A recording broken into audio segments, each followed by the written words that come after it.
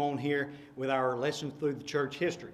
What we're going to do is kind of jump track. If you've been following along, we have been building up from the church that was established there on Pentecost, and we're going to be traveling up, and we got into the point of where we are at pretty much where we're at with the medieval Roman Church or the Holy Roman Church, and with the bishops trying to get in power like that. So what we're going to do is kind of change track just a little bit and set us up for something else that's going to be crucial during this time. So what we're going to be looking at today is the rise of Mohammedanism, or the Muslim faith or Muslim belief. So that's what we're going to be talking about today, and we're going to be discussing that and how that was important as we look at the setting up still of the power that has been given to these bishops and eventually the Pope. So hopefully this will be beneficial to you as we continue through this study, as always. And this won't be the only religion that we will discuss, and I'll try my best to do it with the utmost of respect. We're not here to make fun of anybody. We're here to talk about history. And unfortunately, we just do it like it was there with history. We can't change those things. All we can do is learn from them. So quickly, as we're looking at this, let's go back and let's look at our timeline and kind of see where we're at with everything. So most people hold the date of around 33 AD, give or take a little bit there, depending on what you want to follow through with, that the church is established. I believe it was established a little bit before then, but that's beside the point. Though being after the death of Christ on the day of Pentecost in Acts chapter 2, we find the church being established. Around 100 AD, we're going to notice that all the apostles have passed on. They've been martyred. We find John writing the letter of the Revelation there on the Isle of Patmos, and continuing with tradition is brought back, and he is no longer, and I believe it was in Ephesus that he would remain until he would die. So we have him dying about that time. Again, I hold the belief that the Revelation was written around 96 AD, in the reign of Domitian, and we're going to get to that here in just a moment as well when we look at this. But from 100 to 150, we have the death of the apostles, and then we have what we might remember as the church fathers being present. That these individuals were disciples of not so much there were followers of the teachings of the apostles. They weren't loyal, obviously they were loyal to Christ. I don't want to make it come out like that. But these men had heard the apostles. They had sat at their feet, so they were eyewitnesses to these things. And then we have the apologist. Many of us look at that subscription to the Apologetics Press, understanding that that is to defend, and that's exactly what these apologists were doing between the years 150 and 325. What they were doing was writing to defend the faith, almost like what we're doing today and what the men in Apologetics Press are doing. So, what we want to look at now, let's stop from that and let's get down into the timeline of the persecutions that were taking place. Now, in Revelation 17, we weren't able to discuss it there in the worship hour, but it talks about the 10 kings, and many hold that to be the 10 persecutions. John Fox's Book of Martyrs talk about the 10 persecutions of the church, that the persecution will arise, and then it'll drop away when you read that in Revelation 17. If you go back, it'll talk about the beast appearing and going away and coming back, and that's the idea that these emperors would rise up. Some of them would fight against the Christians, and then there would be another emperor that would rise up, and maybe he didn't. So it was kind of back and forth with that. So here's the dates of what we have of the emperors. Now again, if you hold the date of Revelation as being in before the destruction of Jerusalem, you'll look at that third Caesar there of Nero, him reigning, or the persecution lasting from 64 to 68 AD. But I'm of the opinion that is of Domitian, there in 81 to 96 in his reign. So that seems to fit more with that, as we'll talk about here. We spoke about it last Sunday, and we'll talk about it a little bit even today with the events that are going on. So through this, and then after Marcus Aurelius, you really don't have any more persecution against the Christians at that time. So we have all these going about, these persecutions rising, and these events happening. Now, going back to our timeline, we see there, 100 AD, the last apostle has died. We have men that were witnesses to these men, and then eventually they die, and then 150, and then finally we get to 313.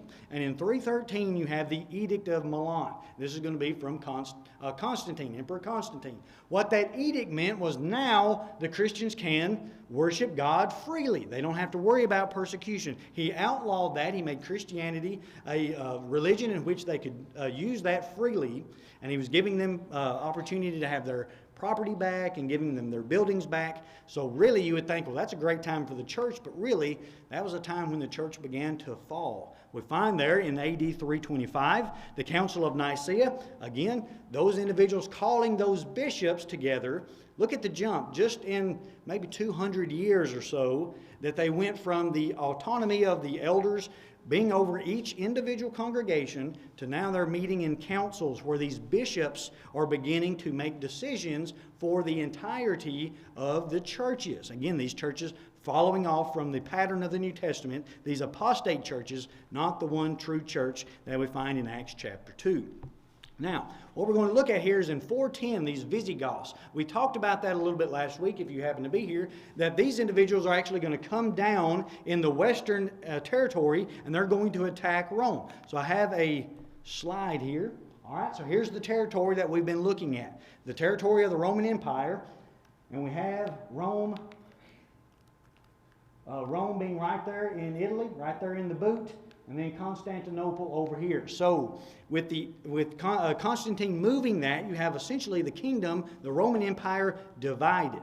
Now, he moved it to Constantinople because of the tribes, the barbaric tribes, or what they go like bars, how they sounded when they talked, and that's how they got the barbarians, because they weren't speaking Latin or Greek, but they came in and they were beginning to attack in this area in Europe. And they were coming down, and eventually, again, the Visigoths would come down and they would attack into Rome. Now, that's affecting the western kingdom, but what about over here in Constantinople? And that's what we're going to get into today, and this is why it is crucial. Now, notice with me that Jerusalem is down here at the end, right up here from the Red Sea, coming up right there on the edge. Jerusalem, and it's under Roman control, and even in this territory it's under the Eastern, which would later be called the Greek Orthodox Church there in Constantinople, but we find that shift in the empire. Now what we're going to talk about today is the Muslim influence coming up. So with that same kind of slide there, kind of get us back where we are, there's Rome, there's Constantinople, there's Jerusalem. Now here we have Mecca down here in Arabia. But notice the influx of these Muslim people coming up into this area. They're going to be getting into places of Rome. Notice there, that was under Roman control. This was under Roman control in North Africa. And as they continue on, they're going to be getting in, and most importantly, they're going to be taking back Jerusalem. And that's going to set us up for next week as we discuss the crusades that were going to be taking place in the name of God to get back the Holy Land that we were talking about. So let's look at Muhammad and find out who he is and what this has to do. And again, very interesting study when we look at this individual. He was born in Mecca, as we pointed out, there in Arabia around 570. So where we are at on our timeline, noticing there that the Visigoths have sacked Rome at 410. So this is coming in from the west, and what's coming in to the east. So here he is, he's going to be born, and he's going to be raised by his uncle. His father would die, his mother would die, and he'd be raised by his uncle, and at 25, he would become the chief merchant and camel driver to a wealthy widow named Khadijah. Now, he would marry Khadijah after he had spent a lot of time doing that. He would later marry her, and then he would go to a cave and begin to meditate on these things. So after he is, again, he's a very handsome-looking fella, a very charismatic man, and he wins over this lady, and then he begins to meditate in these caves. Now, this is important. So he's in a cave around Mecca, and in this cave, during these meditations and these trances, he begins to receive visions from God, or at least he claims to have so done this. He claims that Gabriel had given him revelations about doctrines. Now that's important because we can go to Galatians chapter 1, looking there around 7, 8, and 9, that even if Paul's saying there, if we or an angel from heaven preach any other gospel unto you than that which we have preached, let that man be accursed. So even if an angel says anything different, and we're going to talk about other men that will see visions or claim to see visions of angels as well as we continue this study, as we get out here even farther. But he receives these precepts about heaven being designed for his countrymen, that this is what it's about, that these are that are being kind of tailored to his men or his countrymen. So initially his wife did not believe him, but she was soon converted along with his servants. So he spends 2 more years in this cave, and at the age of 40, he took the title of Apostle of God. So he's here in these caves, and he's meditating, and he's learning all these things. Now, what we're going to read here is a very famous journey that he would take. Many of us may be familiar with this, of his trip to Mecca, or from Mecca to Jerusalem. So as we looked at that real quickly, from a map standpoint, so we have him here, Mecca being down here in the Arabian Peninsula. He's going to go all the way up to Jerusalem one night, and we're going to hear about that here.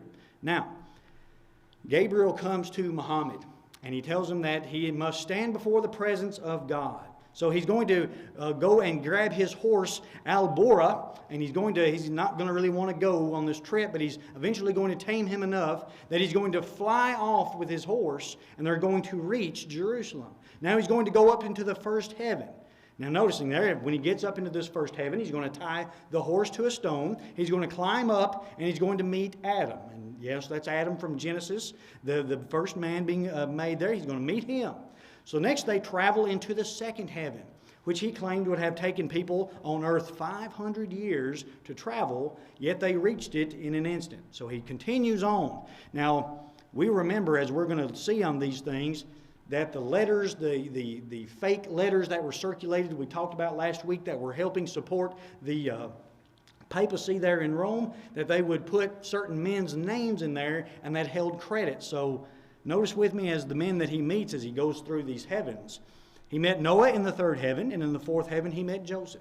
Moses lived in the fifth heaven, and John the Baptist was in the sixth. He then went into the seventh heaven, where he met Jesus and an angel who had 70,000 heads and spoke with 70,000 voices at once. And he came within 2 bow shots of God, and he had 70,000 veils that covered his face. He returned to Al-Bora and found himself back at his home that night. So this is the vision that he's able to do, and he's able to go up and see all these things, and God's going to speak to him. And so he becomes the prophet of God. Now, he's going to relate this story, and many people are going to kind of follow and accept this. And even today, we have individuals that claim, if you are of the Muslim faith, that claim that this actually happened to Muhammad. Now, the leading ideas of his discourses were that God is one and that Muhammad was the prophet sent from God to declare his will. So this is his purpose in life. God has deemed it, right? He flew up into the heavens to hear this, and from this he says, this is my duty to tell people and to prophesy and talk. He's a prophet. Now, during the first year of his trying to convert people, unfortunately, he only won 8 souls, or 8 people, over to his belief. But we're going to see that it's really going to take off after that. So after a space of 3 years, he announced plans to overthrow Mecca's 360 idols. Well, they're not going to go for that. So in opposition to this, 80 men and 70 women are going to flee to Medina. Now, this is important because this is where it's going to take place. So this flight is known as Qajara and took place on July 6th, 622. So here's our timestamp of what's going on. All of this happening, again, kind of get your mind reset back to that map. All these events happening in Rome and the Roman control and these tribes coming in, affecting all of this. Now we're fixing to have the Muslims coming up and affecting this as well from the east, coming from Arabia. So this became the beginning date of the Muslim calendar. So at this, they would leave. Now, when he was at Medina, he set forth a 6-fold program. So here we have the 6 listed. So look here, we will not worship any but the one God. Now, he doesn't say God. He said the one God. To the Muslims, Allah is their God, not Jehovah God, but Allah. We will not steal. We will not commit adultery. We will not kill our children. We will not slander.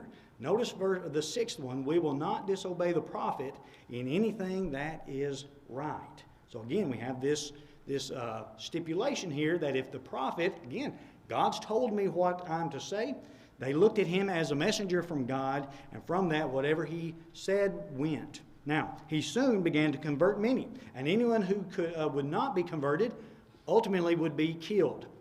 Now, we find that today, and that's why this religion seems to really be growing a lot, is that if you did not, the Islam tradition, or the terminology, or I don't want to say terminology, the motto, if you will, was tribute or the sword. So during this time, and again, looking back, here's our map again, looking back at this area, let me go one more over.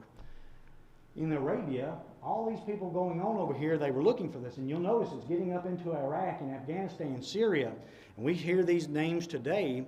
But what's going on there with these Muslims? And they're saying, well, you either pay tribute to Allah, right, to Muhammad, or we'll kill you. And we see that going on even today. So why is this important for us today? Let's go back.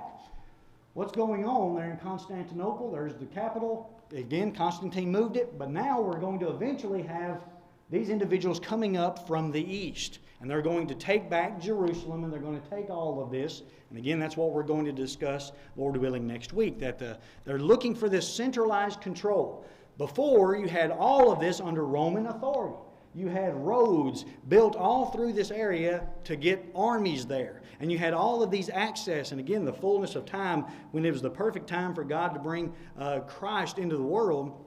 But it's peace. It's peaceable. Everybody's under Roman rule. But again, the provinces were so big. They were so vast. And what happened in the European or the Germanic tribes, what would happen was the Caesars would try to get allegiance with them. They would offer them citizenship. We're reminded of Paul, right? He was a citizen of Rome. Even though he wasn't born in Rome, he had citizenship there as a Roman citizen. So these were awarded to other individuals outside of just Rome there in Italy. So what they're doing is they're giving these people land and titles and citizenship and rights. And eventually, they became just too much to handle, and they begin to fold on them. Now, again, that's what I believe the Revelation is speaking about, not the Muslims coming up from the east, but here in the west, that these individuals, and again, here's the 7 churches of Asia located right here, that when they began to destroy the Roman Empire, that these individuals coming down, these kings and these tribes,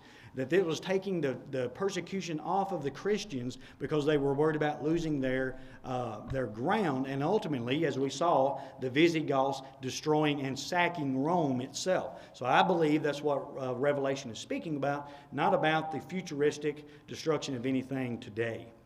Nothing we need to be concerned about. So again, here we have them. We're going to be looking, and here's some of the dates. Now, this isn't in the Revelation, but this is just for church history of what's going to happen. You see the dates here from 622 all the way up to 750, and you see how they're going across, even reaching Constantinople, going up and really chipping away at the territory of the Romans. Now, what that means is, we talked about last week, they're looking for control. They're looking back that they've got tribes coming in from over in Europe. They've got tribes coming up from Jerusalem, coming up into Roman territory. And they said, we got to have some kind of control. We've got to have some kind of headquarters. And that's where we're going to find.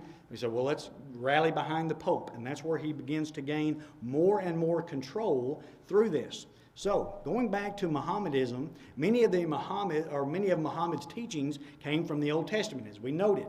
Many of their practices go back to that idea of the man and the woman not really having a lot of rights and not really having viewed more as property versus a wife in that way. So he takes a lot of the teachings back from Abraham and that time frame in the patriarchal era. Now, the Quran recognizes many men mentioned in the Bible, but considers Muhammad the greatest. I have a copy of the Quran in my office. If you would like to look at it, you're welcome to do that. I think I may have 1 or 2 copies of it back there. But what goes through that, it does mention Jesus, but it mentions him as just being a good man. It doesn't mention him as the Son of God, because they do not believe in God, they believe in Allah, and Muhammad is the prophet, and he is the greatest.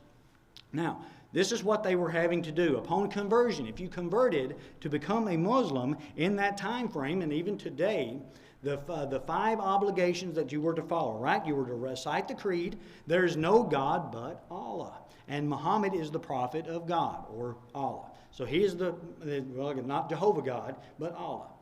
Pray 5 times a day facing Mecca. We see that today. We find individuals depicting this, that they will get down and pray right facing Mecca. This is what they are to do 5 times a day. And I think for those that have gone overseas and all that, I think they'll announce it even on the PA systems when it's time for them to do that. I've had individuals tell me that when it is that time, they'll sound an alarm essentially, and they know it is time to bow down and pray towards Mecca. Now, partake of no food from sun up till sundown during the month of Ramadan. Now, give alms to the poor, and then make a pilgrimage to Mecca if possible during one's lifetime. So that's kind of where we get the phrase, the Mecca. This is the meeting place, and sometimes we use it like that. So that's what they are to do. Now, there are several reasons why this began to take place. Notice what he brings out in our notes in class. We were talking about that from the book, that it offered, right, Muhammad, in this idea of conquering and things like that, it offered an outlet for their energy. Again, these desert people being out here and not really having any one true control, more of a tribal type atmosphere, but it gave them an outlet, giving them something to do, essentially. Now, the desert people had a desire to conquer and to plunder. Now, that was their culture, right? That's what they would do. We see that kind of like the Native Americans that we have here, that they were tribes and they needed more land, they needed more food. They would go out and conquer people like that, other tribes. So this is what they were accustomed to doing. But as it grew, it became more political than religious. So that's what we see even today from that. Now, making the note, in less than 25 years from the Hijra, and the followers of Muhammad had taken control of Egypt, Palestine, Persia, Syria. And within another 100 years, or 150 years, North Africa, Spain would be included. So as we're looking at that, again, let's go back to our map. We're looking at them advancing and advancing. And what that causes is because we have these tribes coming in up here, and we have these tribes coming in down here, Rome, or the essential, what was left of the empire, or trying to be left of that empire, is saying we have to get something, one man, right? We have to get some kind of control back to control these individuals. And what they're going to do is rally behind the bishop, ultimately the Pope.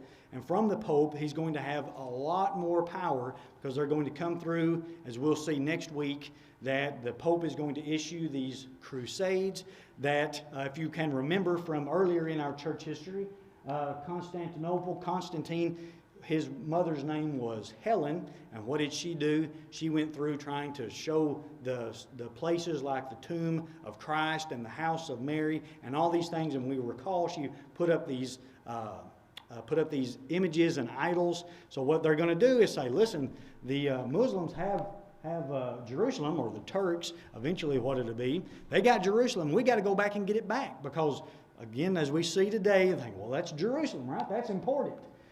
Well, maybe not, but in that regard, I mean, it is important, obviously, of what's going on there. But even for the 7 churches of Asia that are located up in here, the temple was already destroyed at that time, and we're no longer Jews, so the temple doesn't matter to us. It wouldn't matter to the churches there in Asia. Don't matter to us today. We don't go to the temple. We have Christ now under that, in that testament now with Him. So what they're going to say is, because Jerusalem is so important, we've got to take it back. And Lord willing, next Sunday, we will discuss that and discuss the Crusades and how the Pope is going to issue these things saying, hey, let's get the Holy Land back. And Lord willing, we'll be able to discuss that. Any questions or comments about some of this stuff about Mohammedanism or the Muslims, maybe that I can answer? Anybody at all? All right. We'll button it up right there. Again, we're going to be looking at this religion. We'll be looking at other religions, and I hope you understand I do it with the utmost respect. We're not trying to poke fun at anybody, especially when we get into the reforming of the church. Here in a few lessons, we're going to be discussing that. And we're going to be getting into more religions that sound more familiar to you. And again, we're just talking about history. This is not anything, a prejudice against anybody. We're just discussing history and the things that were occurring at that time. So anybody got anything?